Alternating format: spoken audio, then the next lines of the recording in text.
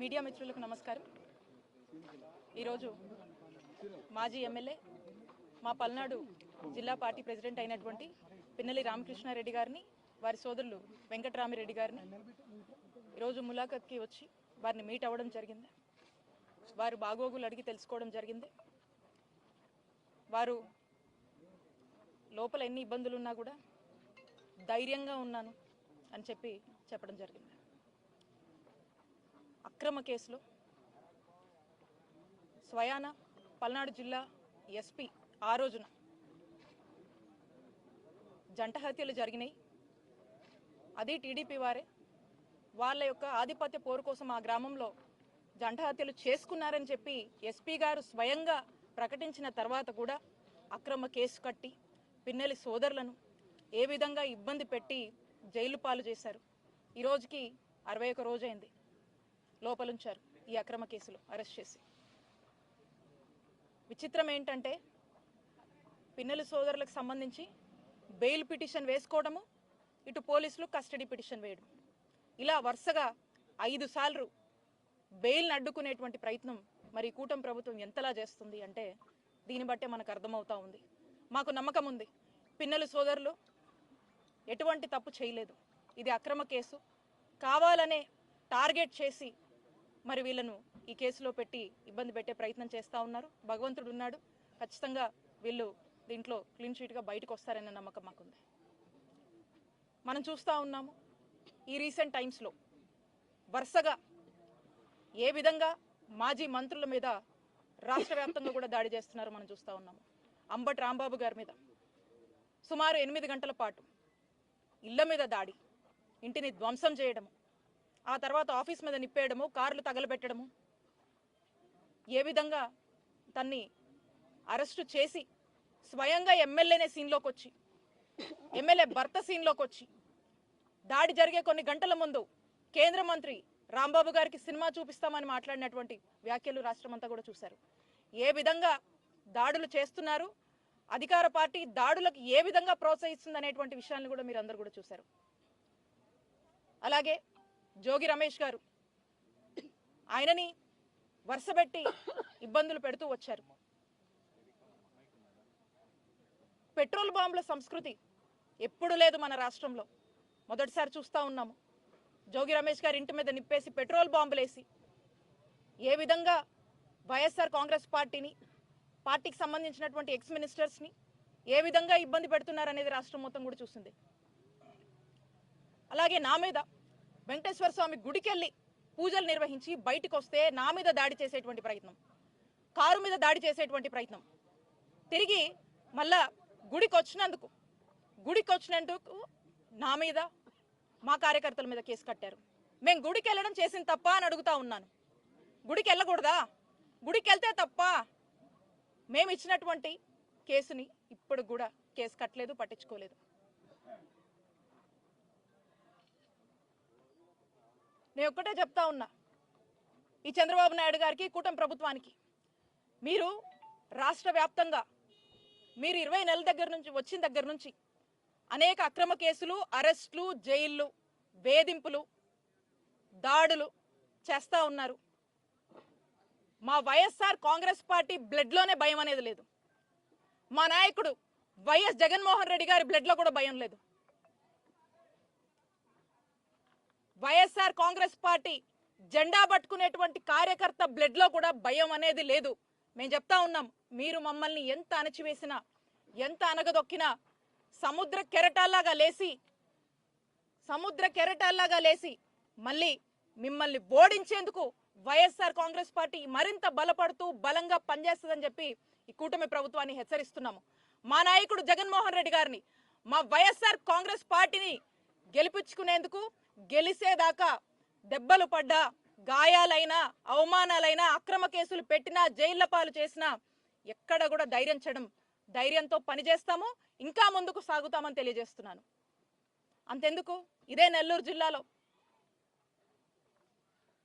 Senior నాయకులు, మాజీ మంత్రివర్యులు కాకాని గోవర్ధన్ రెడ్డి గారు ఈ నెల్లూరు జిల్లాలో టీడీపీ చేస్తున్నటువంటి అరాచకాలని పదే ప్రశ్నిస్తూ ఉంటే ఎన్ని అక్రమ కేసులు కడుతున్నారు, జైలు పాలు చేశారు.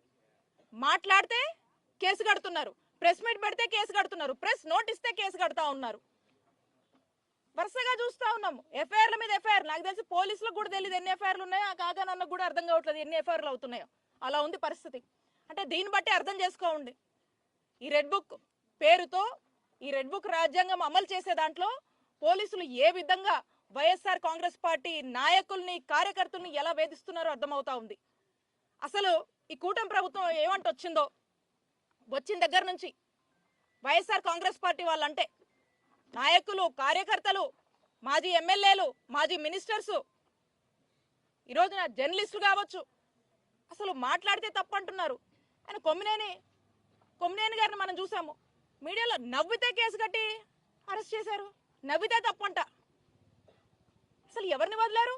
ఐఏఎస్లని, ఐపీఎస్లని వరుస పెట్టి వేధిస్తున్నటువంటి పరిస్థితులు రాష్ట్రంలో 20 నెలలుగా నెలకొన్నాయి. సామాన్యుడు కూడా ఈరోజు, సామాన్య ప్రజలకు కూడా భద్రత లేదు, మహిళలకు భద్రత లేదు ఈరోజు రాష్ట్రంలో. ఈరోజు రాష్ట్రం పక్కా జంగల్ రాజులా తయారైందని చెప్పడానికి ఇవన్నీ కూడా నిదర్శనాలే, ఇవన్నీ కూడా ఎగ్జాంపుల్సే. అసలు ఎందుకు జరిగినాయి ఈ దాడులు మనం చూస్తా ఉన్నాము. కల్తీ నెయ్యి అని చెప్పి ఈ తిరుపతి లడ్డు విషయంలో మరి చంద్రబాబు నాయుడు గారు పదే పదే అసత్య ప్రచారాలు చేస్తా ఉన్నారు. అసలు ఈ అంశం ఎప్పుడు తెర మీదకి వచ్చింది? మీరు అధికారంలోకి వచ్చిన తర్వాతే కదా. జూలైలో 4 ట్యాంకర్లను మీరే రిజెక్ట్ చేశారు. ఆ రిజెక్ట్ చేసినవి మళ్ళీ 15 రోజులు మీరే ఆ పక్కకి ఆపారు, మళ్ళీ అవి యాక్సెప్ట్ చేశారు, మళ్ళీ శాంపుల్స్ తీశారు, కల్తీనే అని మీరే చెప్తా ఉన్నారు. క్లియర్గా సిబిఐ సిట్లో ఛార్జ్ షీట్లో క్లియర్గా వాళ్ళు మెన్షన్ చేశారు కదా, ఎక్కడా కూడా లార్డ్ యానిమల్ ఫ్యాట్ అనేది ఇంక్లూడ్ అవ్వలేదు, ఇట్స్ నాట్ డిటెక్టెడ్ అని స్పష్టం చేసినా కూడా ఇంకా చంద్రబాబు నాయుడు గారు దీని మీద అసత్య ప్రచారాలు, అవాస్తవాలను ఇంకా ప్రజలకు చెప్తూ నమ్మించేటువంటి ప్రయత్నం. ఎక్కడ వైఎస్ఆర్ కాంగ్రెస్ పార్టీ వాళ్ళు బయటకు వచ్చి ధైర్యంతో చంద్రబాబు నాయుడు గారు అసత్యాలు చెప్తా ఉన్నారు. తిరుమల శ్రీవారి విషయంలో పెట్టుకున్నారు, వెంకటేశ్వర స్వామితో పెట్టుకున్నారు, లడ్డు విషయంలో ఇలాంటి మాటలు మాట్లాడుతూ ఉన్నారు, కల్తీ నెయ్యి అని చెప్పి మాట్లాడుతూ ఉన్నారు. ఇవన్నీ అసత్య ప్రచారాలు. నిజం ఇది.